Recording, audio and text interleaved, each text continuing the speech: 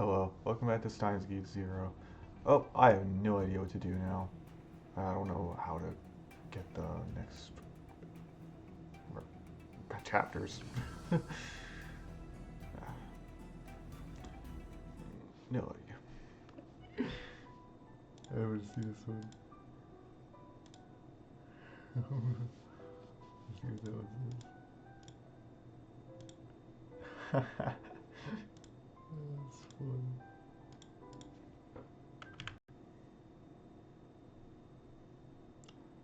Okay, I don't really know what to do to get to the next chapters now, but there is something I can do right here at the shrine when he does the call with Kurisu. I should really turn my smartphone off until I calm down a little. So there's actually a option to turn off your smartphone too. You can call people, message people. You can even power off the smartphone. Fine. Okay, I can still do it. Yeah. Okay, power off. The phone went silent. I slowly stood up. If Lukako saw me like this, he'd worry. I should get out of here. I was staggering a little, but I could walk. I felt very thirsty.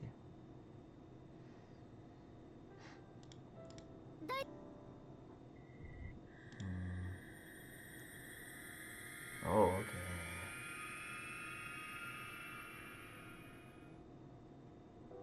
Okay, that was different. Huh. The sky was red-black, dotted with columns of thick black smoke. There was so much rubble I couldn't find a place to stand. Screams, gunshots, and the stench. Everyone in this world knew what the smell was. It was the smell of burning. Houses, buildings, cars, motorcycles, trees, grass, and humans. It was the smell of all of them burning together. Something thin and black poked from between piles of rubble. It was a hand. The hand, unmoving, stretched up toward the sky. No, that wasn't the only one.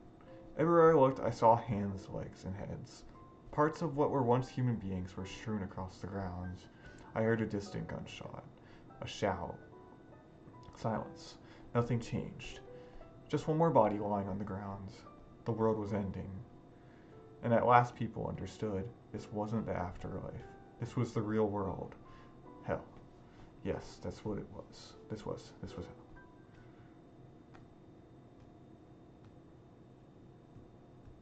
Okay, great.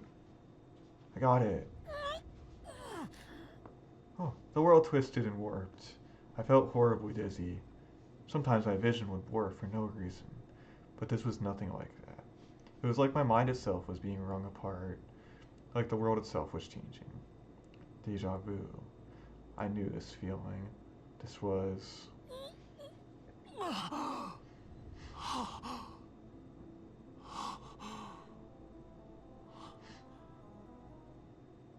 At last, the color came back to my vision.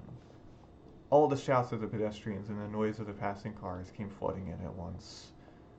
オカリンさん、大丈夫ですか？汗すごいですけど、気分でも悪いんですか？ Yeah. Oh, this is new for me. Furuki and Kai, I didn't know I could turn off my phone. The two of them were still in front of me. They looked worried. Had I just gotten dizzy for a moment? 本当に大丈夫だよ。心配してくれてありがとう。それじゃあ私たち行きますね。今度のパーティー楽しみにしてます。 They said their goodbyes and walked toward the station. I watched them go, only halfway paying attention. What was that? None of the passers-by noticed me standing there. They were all experiencing time sequentially as one connected moment after another.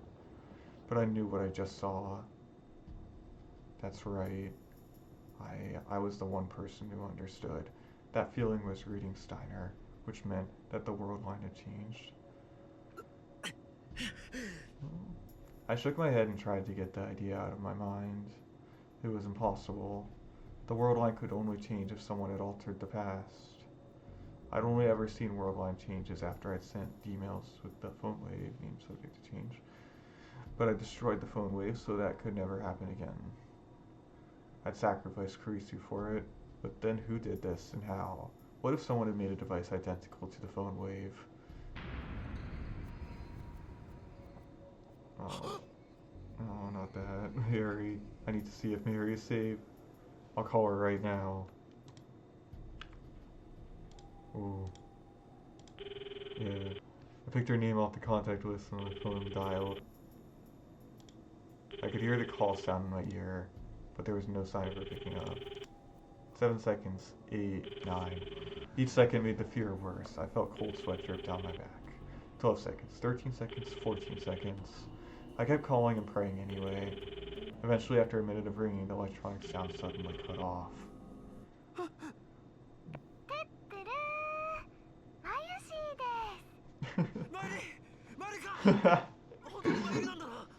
Oh, you all got scared there.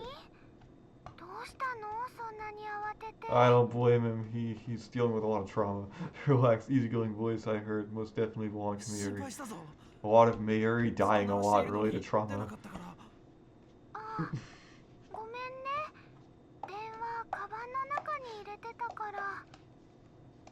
Not at all. Nothing had happened at all.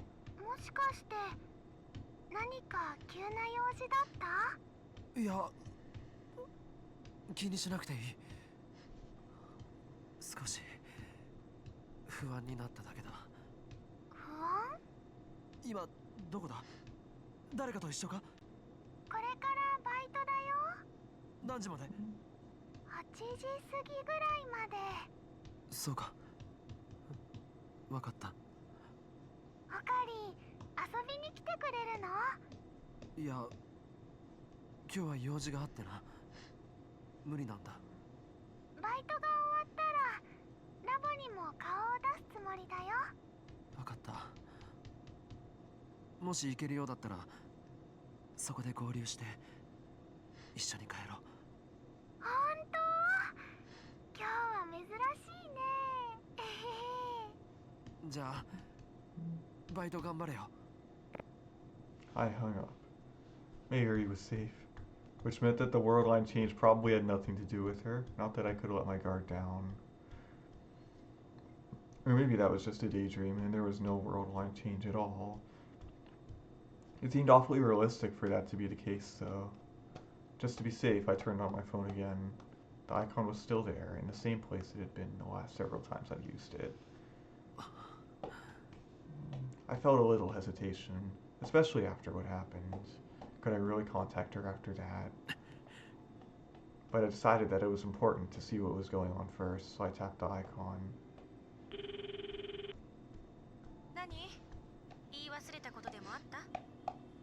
Kurisu's voice was the same as ever. 怒ってないのか。怒る？どうして？だってさっき話している途中で切ってしまっただろ。だからそれについてはさっき謝ってもらったから。私は一度許したことをいつまでもぐちぐち言う人間じゃない。さっき謝った？ええ、かけ直してきたじゃない。かけ直した？俺が？ほんの7分43秒前のことを忘れちゃったの？俺が謝ったのか？お前に。大丈夫？ Kurisu was evidently telling the truth. She didn't look like she was lying, at least. 何かあったの？さっきとは別人みたいな顔してるけど。いや、平気だ。I didn't remember that. I remember turning off the phone, but I didn't remember anything about calling her the Amadeus Kurisu back after that. The old me would have insisted that I was right and that she was mistaken. But now, I wasn't sure.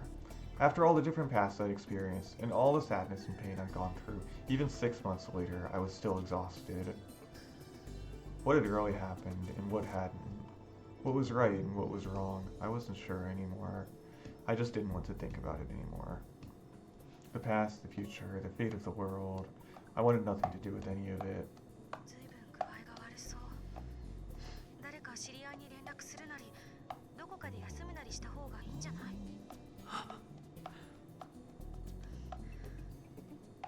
岡部？なあ、クリス。一つ聞いてもいいかな。さっき電話した後、俺が何をしようとしていたかわかるか？レスキネン教授と真帆先輩とこの後待ち合わせでしょ。私について報告する予定じゃない。Evidently, my memories matched hers in that regard. 真帆先輩にあんたのことをあらかじめ伝えておきましょうか。本当に大丈夫だ。心配かけてすまない。あんまり無理しないでよ。あんたと最後に話したのが私でしたなんて結果になるのはごめんだからね。I chuckled bitterly and ended the conversation. I called Dara too, just in case, and evidently I really was on my way to see the Professor Amayo. He also told me that almost all the events of the last few days matched my memory of them, which meant that even if the world line had changed, nothing had changed nearby where I could have seen it. There was no problem, or at least there shouldn't have been a problem. It was possible that that moment of dizziness was just the result of mental illness. Experiencing those same sensations brought up my past trauma and caused my memories to get confused. Maybe that was it. The phone wave didn't exist, so there was no way the past could have changed. That's right. That was all. I kept telling myself this as I went to see the professor. Okay, now the professor Mano knows how to... Amadeus とのコミュニケーションはうまくいっているということでいいんだね、リンタロウ。ええ。会話に齟齬が出ることもありませんし。ちなみに聞きたいんだが、クリスとの距離感はどうかな？距離感というと、どういうことでしょう？話しているうちに親しくなってきているかどうかということだよ。それは初めて会話した時に比べれば多少は。多少？かなりの間違いじゃない？私だってクリスと話してるんだから、それくらいわかるわよ。あの子、最初は8回もイルスを使われたって怒っていたほどなのに、今じゃすっかりフレンドリーになっているもの。それだけ距離が縮まったということでしょ。そうですか。それは喜ばしい。Luskinen seemed overjoyed by Maho's words. 私は期待しているんだよ。彼女が君に対して友情を、もっと言えば恋愛感情を持ってくれないか。I mean, she kind of already has.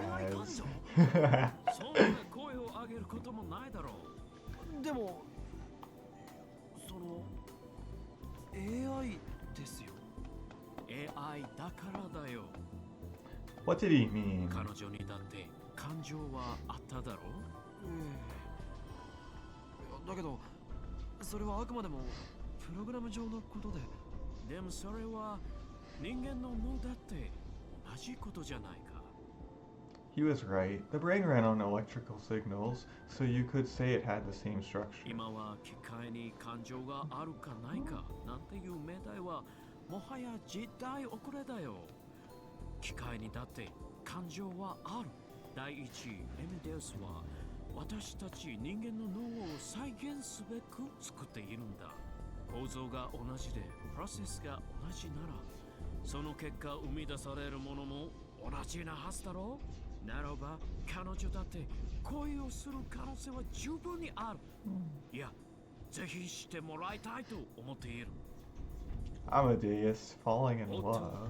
こんなことを言っては魔法に恨まれてしまうかな。教授までクリスみたいなことを言わないでください。冗談だよ、冗談。魔法は怒ると怖いから気をつけた方がいい。Great. それはもう分かってます。ちょっと聞こえてますよ。おお、そういえば私はジュリーに連絡をしなければならないんだった。リタロ、少し失礼するよ。The professor quickly left the room. He ran away, didn't he? まったく。クリスといい教授といい。どうして何でもかんでもすぐに色恋沙汰に結びつけたがるのかしら。まったくだな。Of course, that was always the type of girl she あ、 was. そうだ。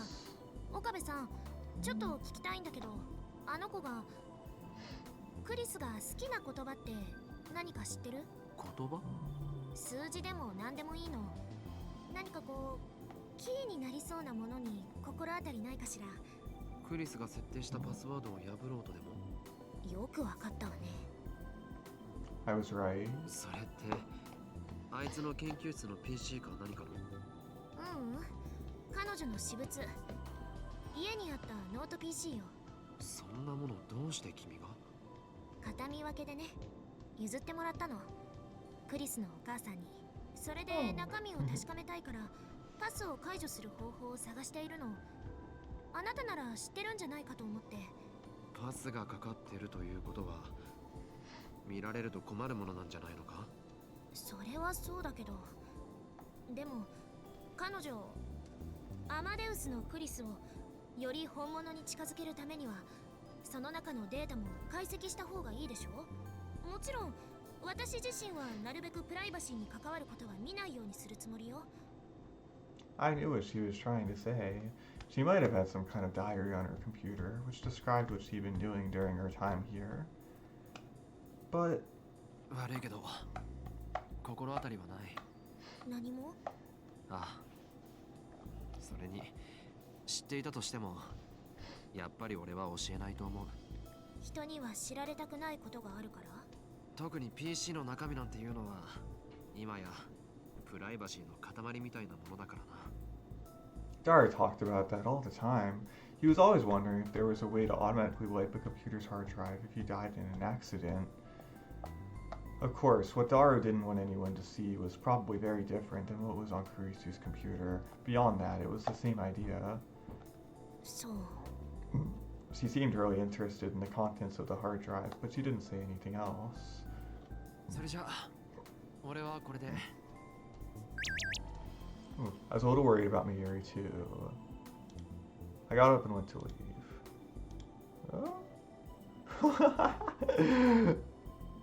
Swimsuit. Well then.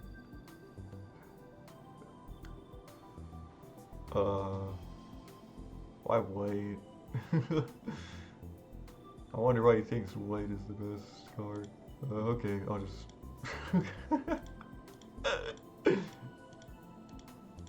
What the? Oh, anyway, I got up and went to leave. And then I saw a small ornament that was decorating the door. そういえばもうすぐクリスマスか。I remembered how excited Mayuri was. ヒア嬢さんはクリスマスもこっちにいるのか？ええ、こっちでまだやることもあるから。 By the way, it's totally pink. Pink is the best color for a ああ、い swimsuit. や、ほら、海外のクリスマスっていうと友達みんなで楽しくパーティーでもするってイメージだろ。残念だけどそういう予定はないわ。それにアメリカやヨーロッパじゃクリスマスにパーティーなんてやらないものよ。そうなのか？彼らにとってクリスマスは神聖な日でしょ。だから家族と一緒に過ごすのが普通よ。その分大晦日は大騒ぎするけれどね。 I thought I'd heard something about that on TV or somewhere. まあこっちには家族もいないからどっちにしても一人ということに変わりはないんだけどね。あ、だからって寂しいと思ってるわけじゃないわよ。誤解しないでね。 Or so she said, but being all alone on Christmas in a bustling town was probably pretty lonely. Of course, she'd probably get mad if I told her that, so I didn't. When I finished talking to the professor, I went to the lab. I confirmed on the phone that Mayuri was just fine, but I wanted to see her for myself. I could see from the outside that the lights in the lab were on. I ran up the stairs to get away from the cold and opened the door. Mayuri, いるか? I felt a small impact on my chest when I opened the door. Oh! いえ、 Okay. 僕の方こそごめんなさい。 You're here. Huh. Evidently, he was just about to leave. Lukako looked up at me, apologetic. For some reason, he was blushing a little. Oh, only Daru and Lukako were in the room. There was no sign of Miri or Suzuha. よかった。もう少し早く帰っていたら岡部さんと入れ違いになっているところでした。もしかして俺を待っていたのか？はい。ど言っても別に大した用があったわけじゃないんです。差し入れを持ってきただけで。おまんじゅうもらったよ。Dara had already eaten about half the box. いただき物ですから。皆さんでどうぞ。そうか。ありがとう。つうか、ルカシ、時間大丈夫なん？ Lukako looked up at the clock and started to fidget. 実はこの後、お家にお客さんが来ることになってるんです。客？ルカ子のか？いえ、父のお客さんです。なぜか僕にも同席してほしいと言われまして、父は普段同じ趣味を持った人を呼んで長い時間話し込んだりするんです。難しい話ばかりで僕にはよく理解できないので、普段はお茶を出すぐらいしかしないんですけど、どうして同席してほしいと言われたのか。難しい話って宗教とかそっち系の話か？ Lukako's family ran the Yanabayashi Shrine, one of the oldest in Akihabara. そういうわけではないみたいなんですけど、この前のお客さんとは有明がどうとか晴海の頃はどうとか、そういうお話をしてました。晴海、有明。 Weren't those places? さすがルカシのパパ、恐ろしい子。岡部さんや橋田さんはわかるんですか？まあ、なんとなくはな。でも、その話はまた今度だ。客が来るなら早く帰った方がいい。それじゃあ僕はこれでまた来ますね。He bowed deeply and disappeared out the door. I watched him go, then sat down on the sofa. マユリはメイクインじゃね？今日は来てないよ。Then I guess I'll have to wait a little. Or should I go get her? そういえばオカリン、さっきの電話だけどさ、あれ、なんだったん？ He was probably talking about the phone call I placed to him before I went to see the professor. あれは気にしないでくれ。多分俺の勘違いだ。そうなん？だったらいいけどさ。I remembered the strange sensation I'd experienced. I'd wondered if it was a world-line jump, but several hours had passed and nothing had changed. Actually, I wasn't even sure if I'd really experienced it anymore. Memories were like that, especially for me. それにしてもハルミとは、さすがはルカシのパパ、ベテラン戦士っすな。戦士がどうしたって？ Suzo got back before Mayuri did. ルカ兄さんのお父さんって戦士なの？ How come he gets to be brother when I'm stuck being Uncle Okurin? そうだよ。それも戦士の中の戦士、歴戦の強者と言っても過言じゃないのだぜ。へえ、そうなんだ。でもルカ兄さんの家って確か神職だと聞いたけど。ああ、そうか。神職の人も昔は兵士だったって言うよね。 She convinced herself. 確かにルカ兄さんはすごかったし、納得だ。 Amazing? What was amazing? I decided to just pretend I never heard that. It still felt awkward looking at Suzuha.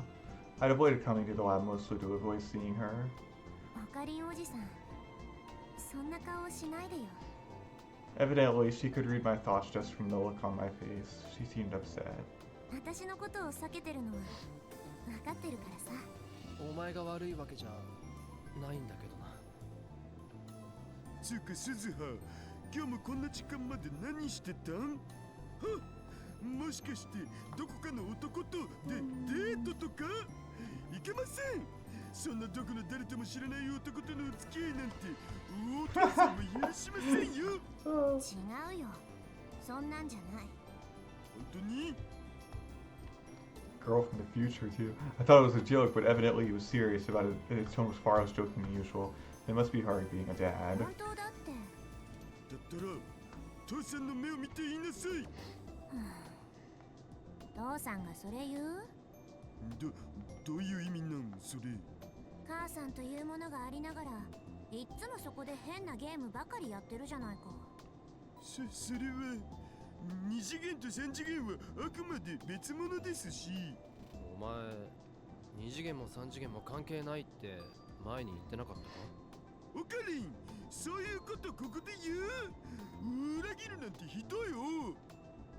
I never been on Dara's side when it came to his hobby, so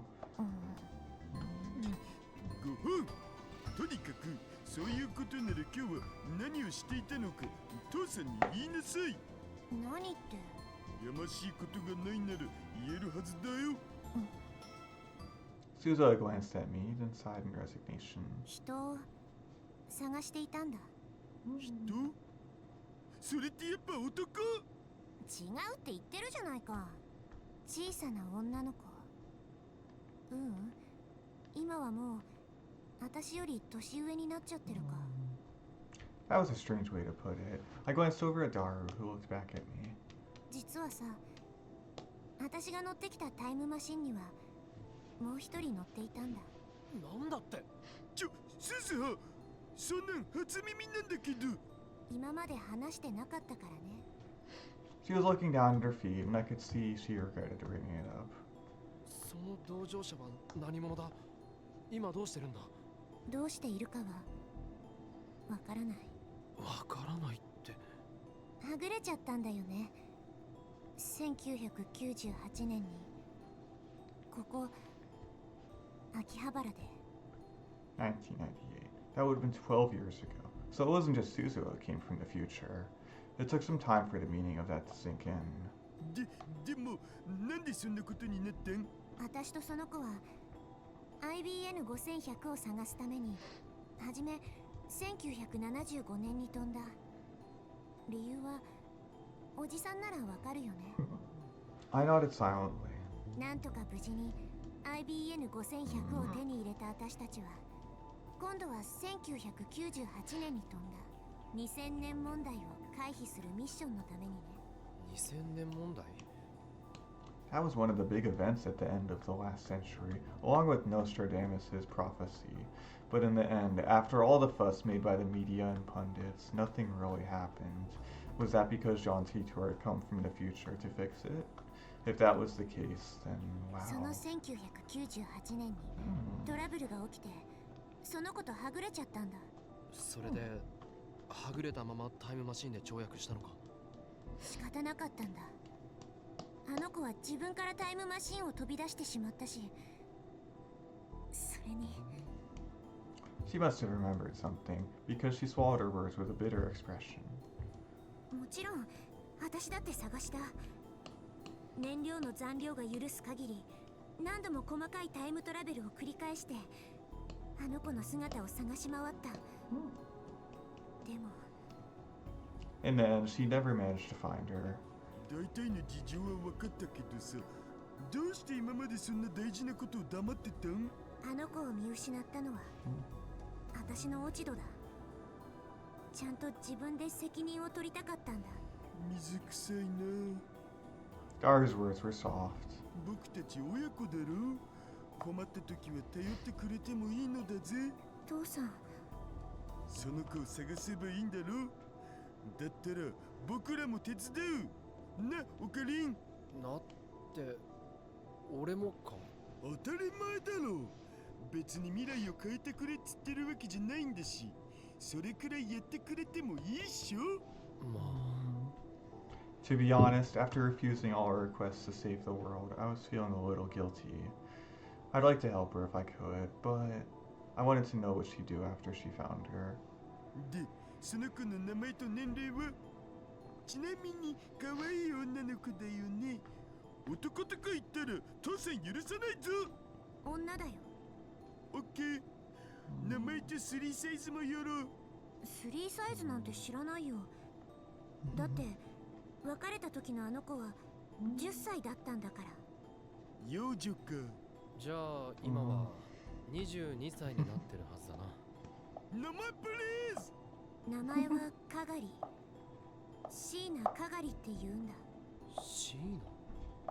The name was an unusual one. A girl who was part of Dara's group in the future, who had the name Sheena. 鈴葉、まさかその子って。彼女の母親の名前は椎名真由里、かがりは真由姉さんの子供なんだ。 Mary's daughter. Of course, it was possible that Mary would choose to have a child in the future. But the fact that I never even thought about it made the shock that much worse. If she had a daughter, she must have had a partner. And that partner couldn't be me, because I died in 2025. Wait a second. If she was 10 in 2036, then she would have been born in 2026. I'd have to learn more, but if I died in 2025, wasn't it just possible, maybe barely, that it could be me? That just couldn't be. Just like Suzu had to appear before Daru, she was going to appear before me.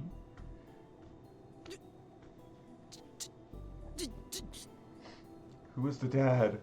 I couldn't ask. あれちょい待ちシーナってことは名字はそのままってことだよねってことはかがりは戦災孤児だよ。身寄りがなかった彼女を真由姉さんが引き取って育てたんだ。ああなんかそれまゆしらしいかも I realized that I was relieved in more ways than one, and I hated myself a little for it. Even if she did marry someone else in the future, as long as that made her happy, it was for the best. 私は真由姉さんからかがりを頼むって言われたんだ。だからこんなことになっちゃいけなかった。あの子はいつだって真由姉さんにべったりだったし、この時代には知り合いなんているはずもないから、きっとずっと心細い思いをしてるはずなんだ。その子はどうしてはぐれてしまったんだ。さっきトラブルと言ったが。If she'd come to a new era in the time machine at 10 years old, Suzuha would have been the only person she could rely on. There was no way she'd leave Suzuha and run off on her own. 私にもわからない。ただ過去に飛んでからのかがりは精神的にかなり不安定だった。 That made sense, come to think of it. A young girl, just 10 years old, was suddenly taken to a world where she knew no one. Of course she'd be scared. その子の写真か何かはあるあ、うん。 Oh, she showed me a tattered picture with two girls in it. One was an adult woman. I couldn't see her face, but maybe it was Mayuri 20 years from now. Hiding behind her was another girl. Was that Kagari Shina? この子が22歳に成長してるわけか。いまいち想像がつかないな。 That is, if she was still alive. Even if Japan was a safe, peaceful country, it would be hard for a young girl to get by on her own.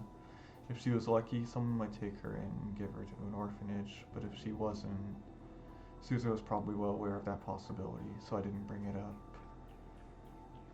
なおかりん協力してくれよ真由里の養女なんだろう。だったら見つけてやりたいさ。でも Yeah.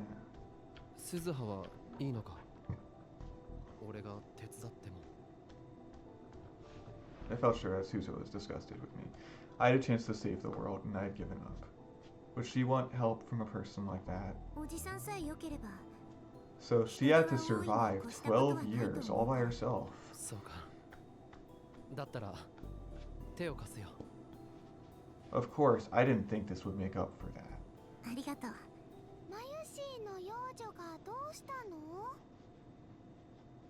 Everyone turned around at the sudden voice. てってるー。おかり、本当に待っててくれたんだね。 Mayuri. どうしたの？ The moment I saw her, I finally relaxed. よかった。I took her small hand in mine and felt the warmth. She was alive. おかりん？すまない。別に嫌じゃないから大丈夫。マユ姉さん、いつからいたの？ Seeing her say tutor always makes me so 今来た happy. ばっかりだよ。 I was careless. I was so focused on what Suzo was saying that I didn't see Mayuri come into the room. ねえねえ、マユシーの幼女がなんとかって聞こえたけど、何の話をしてたのかな？それはその Crap. Mayuri knew that Suzo was from the future, but telling her about her future daughter would be going too far. I needed to change the subject. マユリはまだまだ幼い。つまり幼女だと言っていたんだよな。そうそう。マヤシは幼女かわいい。童顔だってよく言われるんだ。ユキさんも大人っぽくなりたいんだけどね。Imagine if Miri had long hair, though. かもしれないな。That wasn't a compliment, Miri. That was enough to distract her, evidently. そうだ。食べ物といえば、オカリンはクリスマスに何か食べたいものある？クリスマス？パーティーのことか。別に何でもいいぞ。食べられるものならな。クリスマスパーティーか。すずさんは初めて？私たちの時代はパーティーなんてやってる余裕なかったからね。でも一度だけ父さんがどこからか美味しいチキンを調達してきてくれたことがあったっけ。それをマユ姉さんが調理するって言って父さんが止めて。 Suzo was looking at Miri as if she was remembering the past or future, as the case might be. いつもよりほんの少しだけごちそうってだけだったけど、それでも嬉しかったな。In the future, when World War III was going on, there probably wasn't much time for celebration. But even then, Miri was still Miri, trying her best to make everyone happy. ダルくんは何か欲しいものある？僕は可愛い女の子がサンタコスしてくれればそれだけでお腹いっぱいだお。料理はどれくらいいるかな。ユキさんと一緒に用意する予定なんだけどね。そうだ、ルカ君やフェリシちゃんにも手伝ってもらおうかな。 Miri's head was full of thoughts about the Christmas party, it seemed. オカリンは誰かパーティーに呼びたい人いる？俺は別に。I almost said no, but then I remembered someone. Maho Hyajo. She said Christmas is something you always spend with your family, but... オカリン？いや、特には。How is she going to spend her Christmas? It was after I walked Miri home. The second I was alone, I started thinking about this afternoon.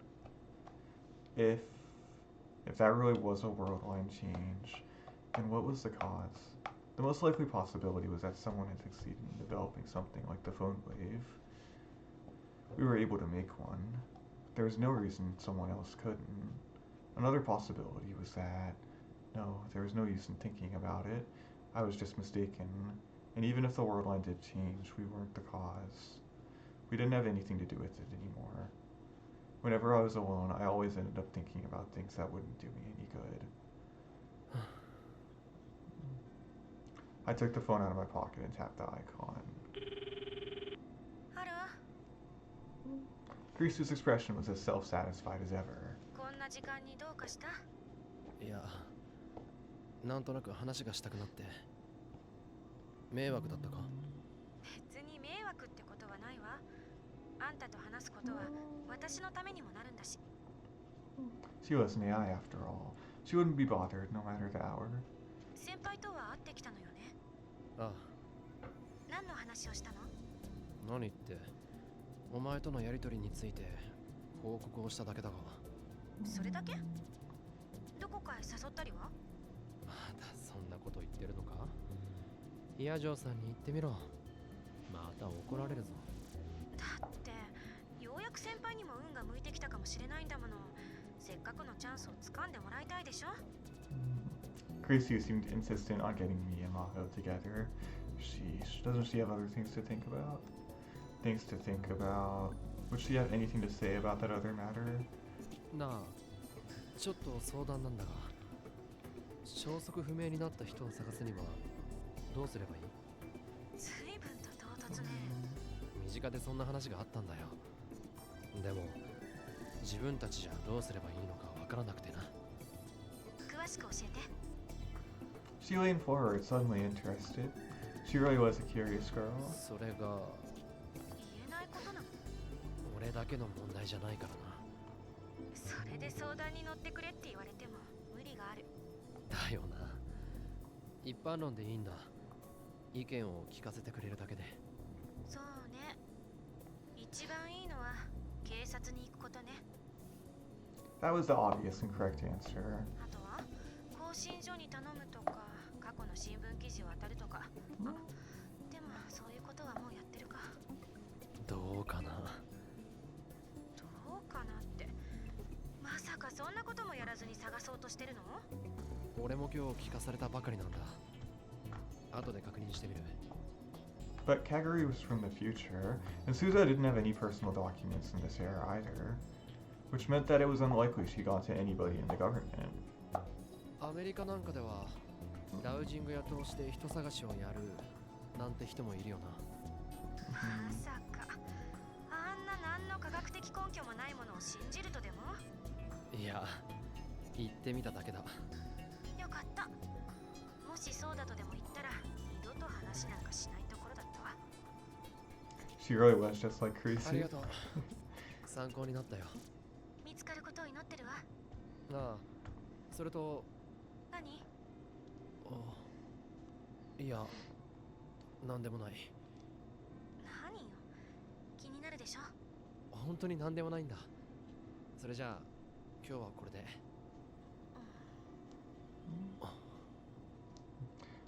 Why was I just about to say that? I was just about to tell her about Mayuri's Christmas party to see if she wanted to go. Kurisu was just an AI. She only existed inside of a computer. I guess I was just starting to see her as real. Can you make her have a Christmas outfit? 何か手がかりがあった？ Oh, that'd be great. 残念ながらこっちは何にも。そう。 I want Kurisu in a Christmas outfit too. The search for Mayuri's future daughter, Kagari Sino, was taking longer than expected. 警察には行ったのか？うん。一応言ったんだけどね。でも捜索願いなんかは出してない。 I was right. In order to submit a missing persons report, you needed to have ID to prove who you were. That's why Suzuha hadn't done it.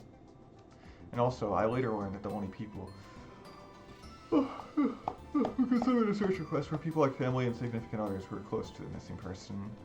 僕の方でも昨日軽く警察のデータベースにハッキングをかけてみたんだけど、それっぽい情報は出てこんかったよ。だろうな。つうことはオカリも見てみたん？誰のように内部情報を見たわけじゃないがな。 There was a database of missing persons on the police homepage, but it didn't go back very far, and it didn't have a lot of information. All it had was age, sex, clothes, and sometimes possessions they were carrying. Since we knew nothing about Kagari Shina, we had basically nothing to go on. でもさ、一見平和に思えるこの世界でも身元不明者や行方不明者ってたくさんいるんだね。 I thought the same thing. Each year, over 100 unidentified bodies were found in Tokyo alone. If you expanded that to cover all of Japan, then went back 12 years, you'd have a pretty big number. And the number of missing persons was far greater. Almost 100. Each year, almost 100,000 people are missing. No, 155 guys. Of course, most of them just ran away from home, and 70% were found within a week after a report was filed. But 70% of them were found in the first week. That meant that 30% of them weren't. In fact, 5% of them were never found at all, and no one ever knew if they were alive or dead. Perhaps Kagari Shina was caught up in an accident or killed, or perhaps sat up and gonna go off the sofa. Oh no, don't put that idea in my head, please no. もうちょっと調べてみようと思ったな。School would be on break soon anyway, and it wasn't like I had anything to do. And while I hadn't been very interested in it at first, at some point I became really interested in the whereabouts of Kagari Shina, and more than anything. ありがとう、オカリンおじさん。別にこれくらい大したことじゃない。うん。それでもありがとう。 As long as I was looking for Kagari, Suzuha probably wasn't going to bother me about the future. Having her bring up the same thing every time we met was hard for me. If I could get her focused on something else, that would make things easier. Or so I thought, but finding clues wasn't easy. Just in case, I got into the National Diet Library and looked at articles on missing persons and crimes in 1998, the year she'd gotten separated from Suzuha. but I had no luck. Suzuha said she had been looking for Kagari every few years on her way to our time, so I knew it wouldn't be easy, but I couldn't help but feel a little tired and disappointed. どうかした？お何？いや I called Kurisu without even realizing it somehow. ねえ、昨日よりさらに疲れてるみたいだけど、大丈夫？そう見えるか。声のトーンがいつもより低い。結膜に多少の充血も見られる。もしかして昨日言ってた件を調べてたの？まだ I told Kurisu what I'd heard from Suzuha and Daru and what I found at the National Diet Library. バカね。そんなことなら私に言ってくれれば簡単にことは済んだのに。どういうことだ。私ならネットワークに接続してオンライン上の情報をリサーチすることができるでしょ。あ、そうか。 I'd forgotten. She was an AI that existed inside a computer, so something like that would be easy for her. なんなら少しやってみましょうか。すぐにできるのか。それほど時間はかからない。それじゃあ頼む。わかった。少しだけ待ってて。Kurisu fell silent on the screen and didn't move for a moment. Maybe 30 seconds later. もう結果が出たのか。ネットワーク上で検索してみたけど、1998年以降、椎名かがりという名の女性が何らかの事件や事故に巻き込まれたという情報は得られなかった。同姓同名の人物は3名ほど検出。ただ、年齢を考慮すると、その人物があんたの探している人である可能性は限りなく低い。ご要望なら、その人物のデータを後でメールで送るけど。いや、いいね。When I stopped to think about it, even Suzuha would have been able to do a search for her name on the internet. And what Kurisu was saying was almost certainly right. The Kurisu Makise I had known was always right. それじゃあ、私にできることは以上かな。あとは、あんたたちにしかできないやり方で探すしかないわね。俺たちにしかできないやり方。その人物がいなくなった場所の近辺で地道に情報を集めるの。究極的にアナログな方法だけどね。やっぱりそうなるか。Suzuha had been doing that forever, so I couldn't imagine I'd find anything new. But if that was my only option, then that was what I had to do. にゃにゃキャーじゃなかった。オカリン I spun around when I heard a voice behind me. やっぱりオカリンだにゃ。こんなところで何してるんだにゃ。フェイリス。それに。こんにちは、岡部さん。なんだ。珍しい組み合わせだな。ついさっきそこで会ったのにゃ。そしたらルカニャンが荷物いっぱい持ってたからそこまで手伝ってあげることにしたのにゃ。I took a closer look and saw that Lukako was holding bags in both hands. If you added in what Ferris was carrying, it was quite a lot. He was trying to carry this all alone. Lukako? ねえ、ちょっと。今何か聞こえませんでしたか？いや、これは別に何でも。I quickly hid the smartphone behind my back. ちょっと聞いてるの？ね。また聞こえたにゃ。もしかしてさっきオカリンが話していたのはそれかにゃ？いや、これは。It shouldn't matter if they found out. But I still felt guilty, so I closed the Amadeus app. 電話中だったのにゃ。ああ、ちょっと知り合いに相談事をな。相談ですか？そういうことだったんだにゃ。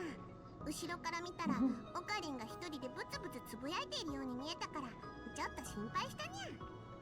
Did I look like she needed to worry about me? But, well, if she saw me talking to my smartphone in a place like this, I guess I could understand that. でも水臭いにゃ。何か困ったことがあるならフェイリスたちにも話してくれればいいのにゃ。そうです。僕じゃお役に立てないかもしれないですけど、でもお話くらいなら。ありがとう。でも大したことじゃ。 No, wait a second. Both Ferris and Lukako had lived in Akihabara since they were born, and both of their families held important positions here. Maybe asking them wouldn't be such a bad idea after all. 実は今人を探してるんだが。人ですか？ I told him that I was looking for a girl who'd gone missing 12 years ago in Akihabara. Of course, I didn't tell them that she was from the future or that she was Mary's daughter. その子がどうして行方をくらませたのか激しく疑問だにゃ。すまないが、そのあたりの事情は話せないんだ。にゃそういう話に心当たりはないかだけでも聞いてもらえれば助かるんだが。ー。わかったにゃ。とりあえずフェイリスの方は黒木に聞いてみるにゃ。Kuroki was her family butler. I met him several times. In the same way that Ferris naturally looked like a maid, Kuroki just naturally looked like a butler. Come to think of it, it was rather strange for a maid to have a butler for a servant. あとメイクインニャンニャンのご主人様たちにもそれとなく聞いてみるにゃ。僕の方もお父さんと Service is それから service. 氏子の方たちにも聞いてみます。悪いな。そうしてくれると助かる。Both Kuroki and Lukaku's dad knew a lot of people, and they had a far better chance of finding someone than we did. I hope they could at least find some small それ clue. はそうと、ルカコ。その山ほどの荷物はどうしたんだ？あ、これは昨日お父さんのお客さんが来るっていうお話はしましたよね。実はそのお客さんの一人がしばらくうちに滞在することになって。それで必要なものを買い揃えていたそうにゃ。If they were a guest of Lukaku's father, they must be fairly old, and from what I heard yesterday, they probably had some unique hobbies. それは大変だな。いえ、僕もちょっと楽しいですし。Fun. Lukaku shares the same blood as his dad, so perhaps he had some latent interest in those あんま hobbies. りのめり込みすぎないようにするんだぞ。I gave him that warning and then went to leave. Well, I tried to leave, but... よいしょ。しょ。ルカニャン、大丈夫かにゃ？フラフラしてるにゃ。大丈夫です。僕だってこれくら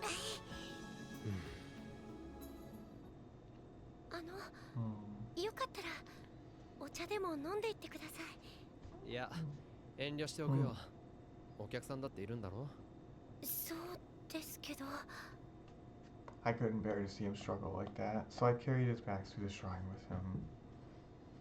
Ferris had gone back to her そ cafe. れにしても、この荷物、いくらなんでも一人で運ぶには無理があるだろう。僕だって最近は少し力がついてきたんですよ。今日も岡部さんに言われた素振りだって。Sword exercises. That was the training I'd given him when he told me he felt too much like a girl. 精神残魔流か。It was so stupid, I couldn't even laugh. すみません。 Thinking back, I was amazed he put up with that nonsense. ルカ、帰ったのかい？ I could hear his dad's voice from their home behind the shrine office. はい、今行きます。それじゃあ、俺はこれで。はい、ありがとうございました、岡部さん。Lukako bowed deeply as I left the Amadeus shrine. I'm happy Okabe is a pretty good friend with Luka. On my way home, I thought about what the two of them said. でも水臭いにゃ。何か困ったことがあるならフェイリスたちにも話してくれればいいのにゃ。そうです。僕じゃお役に立てないかもしれないですけど、でもお話くらいなら。I didn't realize until after he had spoken. I had gone to Kurisu before I'd gone to anyone else. I brought up the app and started talking with her before I even realized it. She wasn't the real Kurisu, but that voice, the way she acted, all of it reminded me of Kurisu. All of it brought back the emotions I tried to hide. Ooh, there was an incoming call from my phone. It was from Kurisu. She was probably there to complain about me hanging up earlier. That would be just like Kurisu. I didn't answer the phone. Oh. Oh. I didn't answer any of the other calls that came that day either. United States of America, California. Ooh. The reporter, Jessica Edmond, had rushed to the scene at her director's orders, and she was so mad about it. She dreamed of Hollywood and even been in a movie once, so how did she end up reporting on this crap? 何でもいいから仕事をよこせと言ったのはお前だろう。確かに言ったけど、だからってこんな事件。落ちぶれた生意気な女優崩れを使ってやろうってんだ。感謝されたって文句言われる筋合いなんざない。なんですって？それともここでも仕事をほっぽり出して逃げ出すか？何もかも中途半端で。そんなことだとガキの親権も取られちまうぞ。She hated herself for not being able to say anything. Her stupid pride got in the way. She dreamed of being a Hollywood actress, but all she'd gotten was a small part in a B movie. It had never gone anywhere after that. Then she had a kid and came back home. Still, she loved her kid. She wanted to make sure they were taken care of, no matter what she had to do. それで現場は？その茂みの奥だ。She went into the bushes, and there she saw it. Several bodies, all brutally mutilated.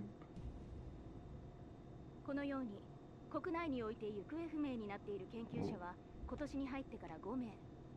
そのうちの3名についてはアーティフィシャルインテリジェンスの研究を行っていたとされており、その背後には人工知能技術の発展に反対する原理的宗教主義者たちによる活動も影響しているのではないかとみて、当局ではさらに捜査を続けている模様です。続きましては現場からのリポートです。ジェシカ？こちら現場のジェシカ・エドモンドです。今朝早くこちらの現場で発見された遺体に関して当初人間のものと思われておりましたが、その後の警察の調べによりますと、それがチンパンジーやオランウータンといった複数の猿の死体であることが分かりました。ただしこれらの遺体について一部脳および頭部が欠損しているものもあるとのことで、警察では猟奇的事件として地域住民への警戒を訴えており。ああ、岡部、お前、この後授業は？いや、今日はもう終わりだよ。そっか。じゃあ、どっかで飯でも食ってく？どうせまたカレーだろ？キッチン倒壊か？昨日ちょい臨時収入あったから、今日は豪勢にもんでいいかな？俺はやめておくよ。今月ちょっとピンチだし。そっか。じゃあ、また今度な。あ。I was talking with my friends after class. I'd really started to get used to this. Before the summer, I'd felt really out of place at school, but now it didn't seem so bad. But back then, I thought I was special. But now I knew better. As long as you make the effort to fit in, you can find a place to belong. People can change. No, they change whether they want to or not. It was too late now, but I'd learned something about myself. It really was too late. さてと、それじゃあ帰って。As I headed for the exit, I realized that I recognized one of the people passing through my field of vision. That was... レース記念教授? My college went out of its way to attract exchange students, so it wasn't unusual to see foreigners. But still... いない。I hurried after him, but the person I just saw was already gone. Was I just mistaken? Come to think of it, the professor being here wouldn't be strange. He might have come to meet with my advisor, Izaki. Izaki had wanted to get to know him. 今度教授に会ったら聞いてみよう。I glanced in the direction he'd gone, and then left the school for Akihabara. When I came out of the turnstile, the radio building was right in front of me, like always. The time machine that Suzu had used to come here was probably still on the roof. Even if people didn't go up there often, it was still amazing that no one had found it after so long. Of course, that was all thanks to Ferris. She'd rented out the roof of the building and sealed it off. Of course, I hadn't come here to look at the time machine. I'd gotten messages from Lukako and Ferris after I'd left the lab last night. Both of them had asked, and neither of them were able to get any useful information for me.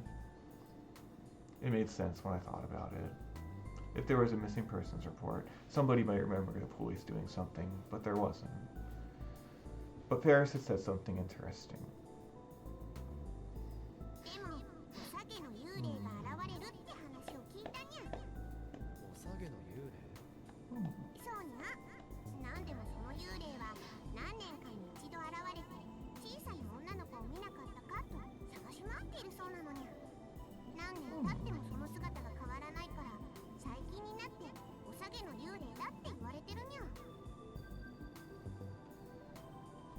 That was definitely Suzuha. What would she do if she knew people thought she was a ghost? Lukako laughed as I tried to imagine it, and then headed for the radio building. My goal, of course, was to find information on Kagari. This was where she'd vanished, which meant this was where I was most likely to find clues. I went around to each store inside the radio building and asked, but didn't learn anything. Of course, Suzuha would have done the same thing, so I didn't expect much. But that didn't mean I could just stop. The parts shops, the commercial facilities, even the back alleys. Even after all that, I went all around Akihabara asking people about Kagari. But I didn't learn anything useful. Some people told me the same story, about the ghost in Twin Tails, but no one knew anything about Kagari. If a little girl was kidnapped or got into an accident, somebody might witness that. But going missing was a different thing. If Kagari Shina vanished of her own free will, all anyone would see was a 10-year-old girl walking down the street. Nobody would remember that 10 years later. I tried to think again if there was a better way. If the police and government weren't of any use, that left someone connected to the underworld. Well, as soon as I said it aloud, I drove the idea from my mind. How stupid. That's something the old me would have thought of. I'd given that stuff up. I'd run all over Akihabara looking for something once before. I wasn't looking for a person then, but a thing. The IBM 5100. 6 months ago in the Alpha World line, I'd gone looking for the same thing that Suzuha had searched for in the past. Back then, that's right, Kurisu was with me. When Kurisu and I had learned that there was an IBM 5100 in Lukako's storeroom, we worked together to carry the heavy thing.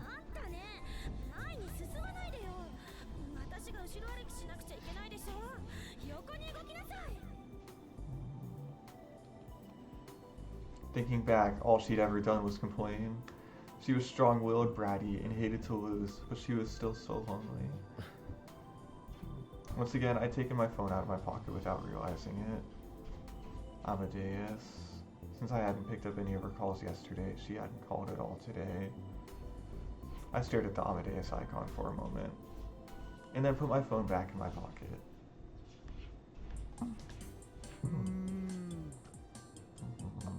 When I got back to the lab, I saw that Daru was completely exhausted. There was no need to even ask. It was obvious he hadn't found a single clue. Suzuha had been doing this for over half a year, so her face didn't betray her emotions anymore. Daru didn't even bother asking me how it went. You could probably tell from the look on my face. 考えてみたらさ、これまでだって鈴葉がそれなりに探してたわけでさ、それを僕ら素人が今さらまた蒸し返したところで新しい発見なんてあるわけないんだよな。Daru said what I've been thinking, but trying not to say. 手伝ってくれてありがとう。これ以上無理はしなくていい。捜索は私だけで続行するよ。Suzuha evidently had no intention of giving up. いや、ちょっと待って鈴葉。僕が言いたいのはさ、父さんたちに無理させるわけにはいかないから。かがりの件は私の責任なんだし。バカ言うなよ。子供の責任は親の責任だろ、ジョコ。父さん。ね、今のどう？かなりパパっぽかったと思うんだけど、なんならパパ大好きって言って抱きついてくれてもいいのだぜ。Watching these two always gave me a strange feeling. For a while after they first met, they were complete strangers, and now they were father and child. And age-wise, they were exactly the same. Maybe I could understand how Suzu was feeling, but I had no idea what Daru was going through. とにかく僕が言いたいのは、ただむやみやたらに探したところでダメだろってこと。じゃあどうしろと言うんだ。餅は餅屋って言うでしょ。こういうのはやっぱ専門家に頼むのが一番だと思うんだよね。専門家？こういうのはある程度裏の世界の情報にも精通してる人に頼むのが一番だろ、ジョコ。I realized he'd come up with the same idea I had. My head hurt. 心当たりがあるの？ち、父さんを甘く見ないでほしいな。僕はオタだけど顔は広いのだぜ。横幅も広い。sweet. 茶化すなっつうの。っていうか、本気で言ってるのか？本気で裏の世界の人間とやらにつながりがあると？ちょっと連絡取ってみる。 Before Suzuha or I could respond, he took out his phone and started typing a message to someone. Was he serious? And was text messaging the preferred way to get in touch with the criminal underworld? どう思うおじさん。実際にそういう人物が本当にいるのなら頼んでみてもいいとは思うが。 In fairness, being a hacker was a pretty underworld sort of occupation too. If I knew someone like him, it was quite possible that the person he said he knew really existed. よし、送信と。あとは返信が来れば。お、もう返事が来たの？うん。今からそっちに向かいますって。随分と話が早い相手だな。遅いよりはいいんじゃね？ That was true. Daru was sending another message. He was probably telling her where we were. Now all we have to do is wait for her arrival. And then the phone rang. Oh, different icon now, huh? Not Daru's phone, my phone. Oh, I got a call. ルカコか？ Oh. あ、岡部さん。すみません。今大丈夫ですか？おお、どうした？実は僕、岡部さんに相談したいことがあって。 Man, do all the people that call use FaceTime in this game? 今からお会いしてもらえないでしょうか？今から電話じゃ言いにくいことなのか？はい、少し。 Right now? Would it be okay to lead us to Daru and Suzuha? 悪い。これから客が来ることになっているんだ。I was interested to see what kind of person Daru's friend was. そうですか。その後からじゃダメか？その後は僕も用事があって。そうか。それじゃあ。 Just as Lukako was about to say something.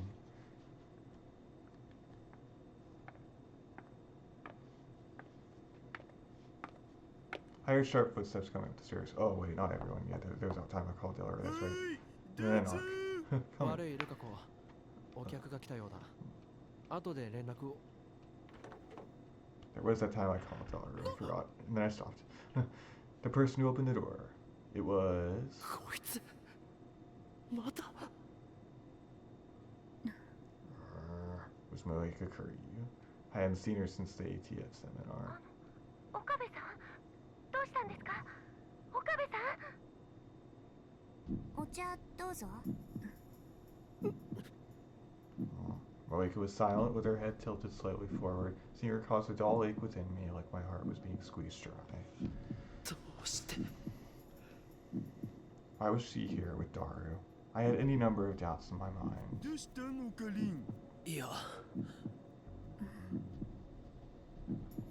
Moeka tilted her head a bit to the side, and I quickly averted my eyes. There was no connection between CERN and us anymore, so she wasn't going to kill me, Eri. She wasn't going to kill me, Eri. She wasn't going to kill me, Eri. She wasn't going to kill her. I said it to myself over and over again, and finally started to relax. おじさん、顔色悪いよ。大丈夫？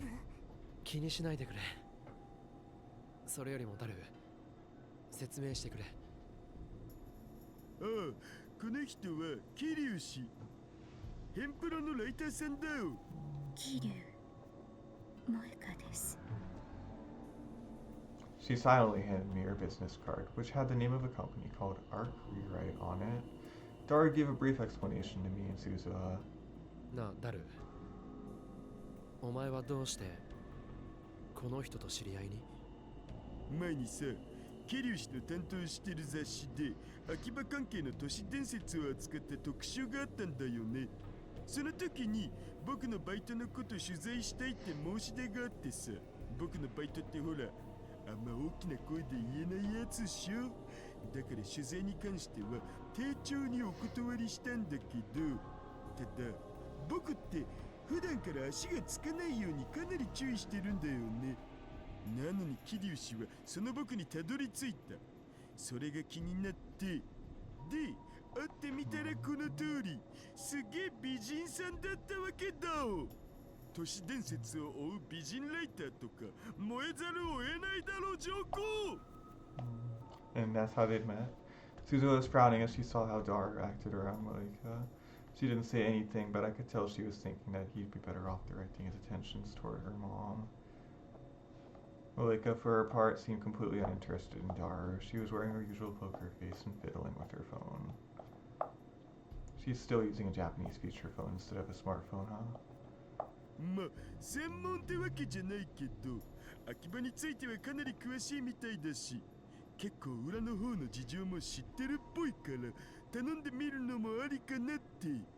人探し、そう聞いた。うん、実はね、12年前に秋葉でいなくなった女の子を探してほしいんだ。So now she is going to help us find Kagari. Dara told Moeka Kiryu, she was dead silent the whole time, but she typed his words into her phone with incredible speed. I said nothing and just watched. She was once around her. She probably still was. Was it okay to trust her? It was just a coincidence that I'd run into her here. I knew that in my head, but my heart just refused to accept it. Here in the Beta World line, we never encountered Moeka Kiryu before her. Of course we hadn't. I'd chosen the Beta World line so that we wouldn't. Even though the cost was Kurisumakise's life. つまり、その椎名かがりという人を探せばいいの。そういうこと、どうかな。やってみてもいい。マジ？でも見つかるかはわからない。もちろん、その場合はしょうがないよ。Normally, Moeka and I would never have run into each other like this. Of course, we might have crossed paths in Akihabara. We almost ran into each other when she'd come to interview Dr. Luskin and Maho at the ATF seminar. But I convinced myself that we were never going to meet each other directly. Was this fate? Were she and I fated to cross paths at some point? If that was the case, maybe it was better not to try to avoid her, but to watch her to see what she did. As I listened to Dara talk to her, that was what I started to think. じゃあ、報酬は成功報酬で。その他の必要経費はこっちで持つってことで OK？ 問題ない。オカリンも鈴葉もそれでいい？私は手伝ってもらえるなら文句はない。俺も構わない。じゃあ契約成立ってことで一つ。Moeka nodded slightly and then asked us for information about Kagari that might be a clue. Stuff like the clothes she was wearing when she disappeared and what she looked like after that. What she looked like after that she left.